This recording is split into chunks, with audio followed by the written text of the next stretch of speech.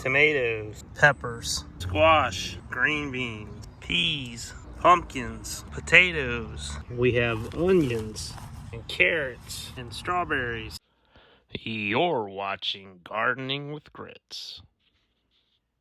Hey, welcome back to the channel today, and welcome back to Gardening with Grits. I thought I'd give you a little video about the 5 things I did this year to improve my garden. But first, let's do a little garden update and see how things are looking since the last video. So I think the tomatoes have, for the most part, recovered from the windstorm from last week I mentioned in the previous video. They are starting to become really tall. They're popping up. So they're regaining all the height they had prior to the windstorm. So corn's actually looking better. Really good. I'm gonna go down here to the melon patch, and all the pumpkins are really looking good. I got a cucumber here in the corner, it's looking good. We're starting to get some cucumbers here. So you can, let's see if we can get down there. So we got a few cucumbers coming up. Pumpkin is creeping out of the fence there. You can see everything's nice and full. We've been getting lots of rain, so one of the things that's I think starting to happen is we're a little bit overwatered. So we had some blooms fall off in the last couple days. It's rained a lot in the last 3 weeks, so here we go. Let's see if we can see the big, there we go, big pumpkin in there. Got a couple. There's another one right in here somewhere. There we go, big pumpkin. So pretty nice. And as you can see, it's popped out of the grow area. Looking good, looking good. Then we come over here to the green beans. So we picked all the green beans and peas today. So I think they're at their end. The peas are starting to shrivel up a little bit. So we're gonna pull those pretty soon and plant a second crop. And same with the green beans. And then I have this little volunteer tomato popped up right in the middle of my green beans. And I left him, and he's looking good. So I didn't pull and get rid of the volunteers this year like I have in the past. Squash, we've pulled a bunch of squash already and getting even more. More green beans over here. The cabbage, yeah, we won't talk about the cabbage. But peppers are looking good. Peppers are looking really good. We had a real struggle with peppers at the beginning because the birds, I mentioned in the previous video, the birds are really munching on the peppers hard, building their nests with them. So look at those tomatoes. Wow, we're gonna get lots of tomatoes this year. I love it, it's our favorite. Tomatoes are our favorite garden vegetable. We'll keep going around here. More peppers, more tomatoes. This little guy here was a volunteer. He's looking great. This guy here was a volunteer. And this guy here was a volunteer, and they're looking great. He's got some tomatoes on him. And then, as you can see, my tomato jungle is going crazy, but love it. There's some more little tomatoes there. They're everywhere. So we're gonna have lots of tomatoes this year. Very, very happy with that. And then we're take a look at that's our raised bed with our potatoes. And then here's our raised bed with the onions. The onions are just looking terrific. Carrots are really popping up nice. Strawberries are looking strong. So here's our berry bush. He's looking good. So everything's looking strong. And then the bucket plants that I have, we'll take a look at those up here just a little bit. The bucket plants look really good. So all right, so that's the garden update. Let's get into the video the 5 things I did this year to improve my garden. So the first thing I did this year was I added weed barrier. Never used the weed barrier or weed fabric, landscape fabric, whatever you want to call it. I'd never used that in the past in the garden. I used it this year for the first time. What we did was we laid it between the rows, and it really kept the weeds down, and it kept those weeds from robbing the nourishment from the actual plants we wanted to grow. And it saved us a lot of time with weeding. We didn't spend all that time weeding, spending a lot more time working on the plants and working on the vegetables that we really want to keep in the garden. So that was the first thing we did. Big improvement. I'm going to use it a lot more next year. This is the first year we used it. It's very inexpensive, and there's different weights of it. You can get it pretty much anywhere. I think Amazon probably has the best deals on it. It comes in many sizes, from like 1 foot all the way up to, I think I saw some that were 13 foot wide.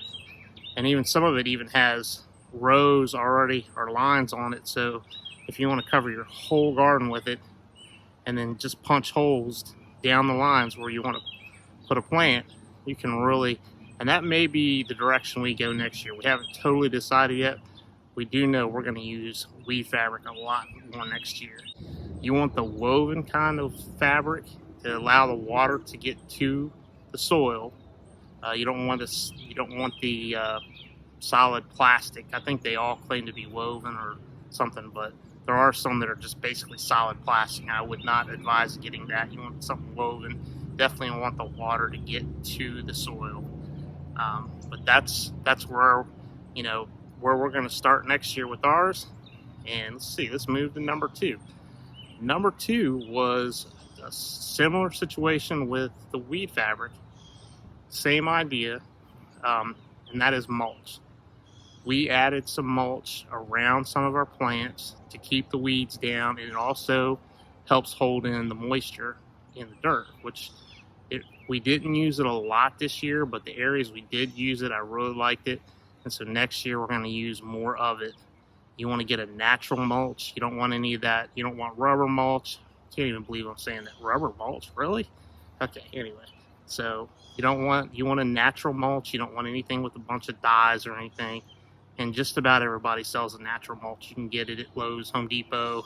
And, if you have a local place, landscaping place that sells soil and things, I'm sure they have a natural mulch that doesn't have a bunch of dyes and junk in it. That's what you really want.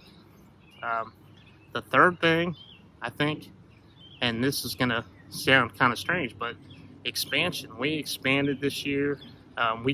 We've expanded. We started with a very small, like 8 by 8 size, and we had that for many years, and that's what we went with. And then over time we just got bigger and bigger and bigger to what we have now. And then even next year we've got plans in the works. We're going to expand quite a bit next year with some raised beds. So, but expansion is a big thing. We added 2 raised beds. They're 6 by 3. And then we added some bucket planting, which I really like that. I wasn't sure. This is the first year that we've done raised beds, and the first year we've done bucket planting. Was very unsure about both of those things, but I really like it. The bucket planting really surprised me. Those bucket plants have done tremendous, and maybe we'll insert a little clip here so you can see what the bucket plants look like right now, but they look really good, and I'm really surprised. Very happy with the raised beds, and they're very inexpensive.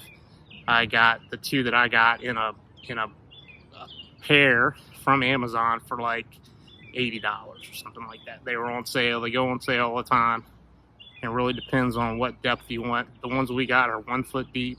I think next year we're going to get some that are a little bit deeper, but they really do well, and very pleased with that addition. The fourth thing, the irrigation system. I never really had an irrigation system before. We just watered when we needed to water. We had a few drip hoses, but nothing, really significant. And your plants really want the water at the base. You want to water at the base of your plant. You don't want to spray the top.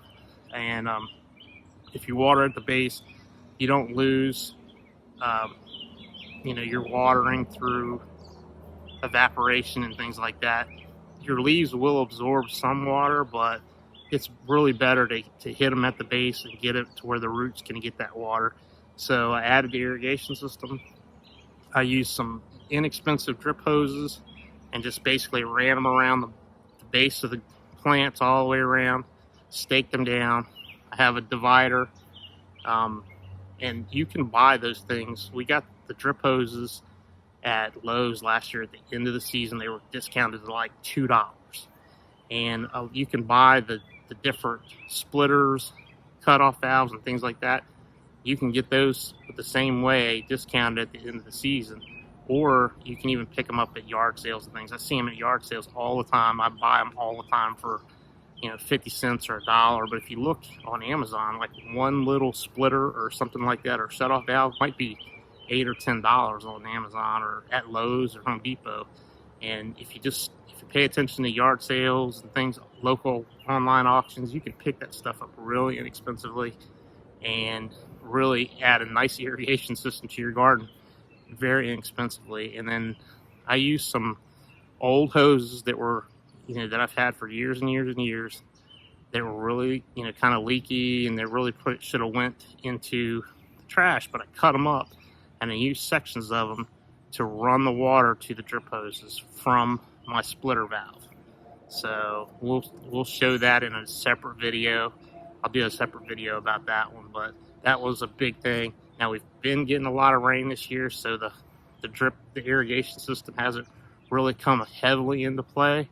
But I would imagine as we go further into the summer, and because we're planning on adding second crops, we're probably going to have to depend on the irrigation system a little more.